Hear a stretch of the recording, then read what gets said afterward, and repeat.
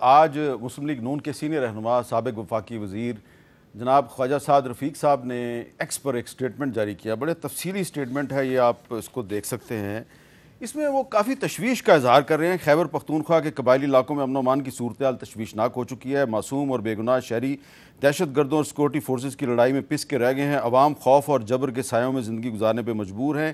وادی تیرا سے ٹانک تک ہر طرف عوام میں بے بسی کرب اور محرومی عروج پر ہے. دہشت گردی پر قابو پانے کے لیے ریاست کو مقامی عمائدین, اراکین اسمبلی, علماء, دانشوروں اور سیاسی و سماجی کامریڈز کا تعاون اور اعتماد حاصل کرنا ہوگا. خدا کا واسطہ وفاقی و صوبائی حکومت سیکورٹی ادارے مشترکہ حکمت عملی بنائیں, اس سے پہلے بہت دیر ہو جائے. اور بھی اس میں بہت سی باتیں ہیں. تو یہ جو خیبر پختونخوا کی صورتحال پر انہوں نے تشویش کا اظہار کیا, اس میں ایک اور تشویش کا میں بھی اضافہ کر دیتا ہوں, اور وہ یہ ہے کہ پہلے تو اسلام آباد سے گدھے کا گوشت پکڑا گیا تھا. آج خیبر پختونخوا کا ایک علاقہ ہے بٹگرام, وہاں سے بھی گدھے کا گوشت جو ہے وہ پکڑا گیا ہے. تو صورتحال کافی تشویشناک ہے کہ بہت سے مسائل کا شکار ہے خیبر پختونخوا. ایک مسئلہ اسلام آباد سے ٹریول کرتا ہوا خیبر پختونخوا پہنچا, اور وہ یہ ہے کہ جی کھوتے کا گوشت ان کو کھانے پہ مجبور. اچھا, یہ بات میں اظہار تفنن نہیں کر رہا, ملک صاحب ذرا چھوٹی سی اس پہ بات کیجئے گا.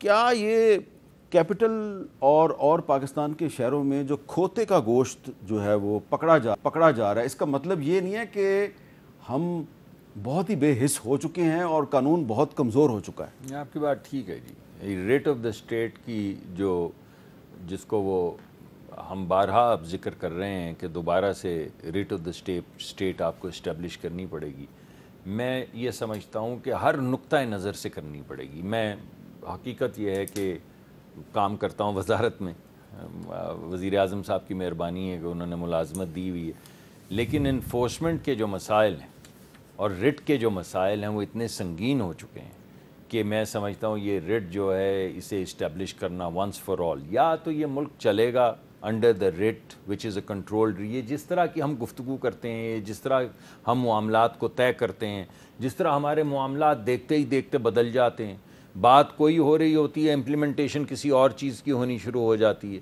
مجھے لگتا ہے یہ بات آپ کی ٹھیک ہے, اور یہ بڑی ہمارے لیے مسلمان ہونے کے ناطے تو بہت ہی معیوب سی بات ہے. معیوب ہے, ناپاک ہے, مجھے نہیں پتہ صحیح لفظ کیا ہے, لیکن یعنی گدھے کا گوشت کھلا دینا کسی کو, یہ مری ہوئی مرغیاں کھلا دینا, اور دیگر میں آپ کو بتا رہا ہوں کہ یہ آپریشنل مسائل جن کا آپ ذکر کر رہے ہیں, امپلیمنٹیشن کے مسائل, یہ بڑے سنگین ہیں. بالخصوص یہ خیبر پختونخوا میں بہت سنگین ہوتے چلے جا رہے ہیں, اور میں نے اس وجہ سے پہلے بھی درخواست کی تھی. آپ کو یاد ہوگا ایک مرتبہ ایک آپریشن اناؤنس ہوا تھا کہ ونس فار آل اس کو آپریشن کو کیا جائے. اس آپریشن کو اپوز کیا گیا تھا, اور آپ ہی کا غالباً پروگرام تھا جس میں میں نے, ہمارے دوست تھے آئے ہوئے, شاید پی ٹی آئی کے رہنما تھے, کوئی آپ کا پروگرام تھا یا کسی اور کا, تو میں نے کہا کہ اچھا چلیں, if not the operation then what.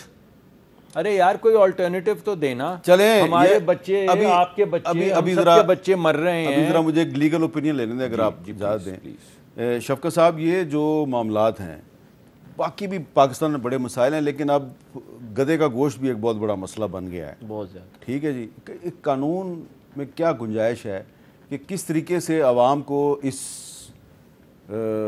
ناپاک گوشت سے بچایا جائے؟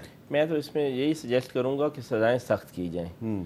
کم ہے سزا, ایگزیکٹلی تو میں اس وقت نہیں میرے ذہن میں آ رہی, لیکن بہت منیمم ہے.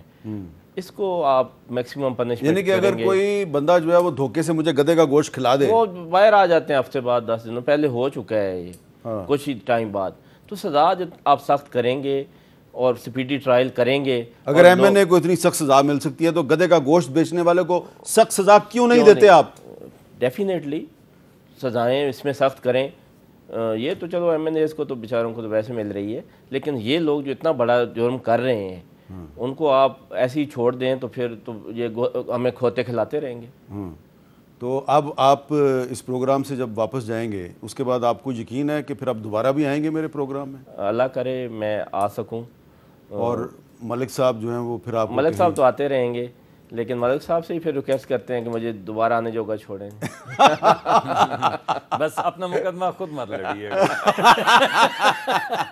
चलें, ये ज़राए तफन्नुन आपने एक बात की।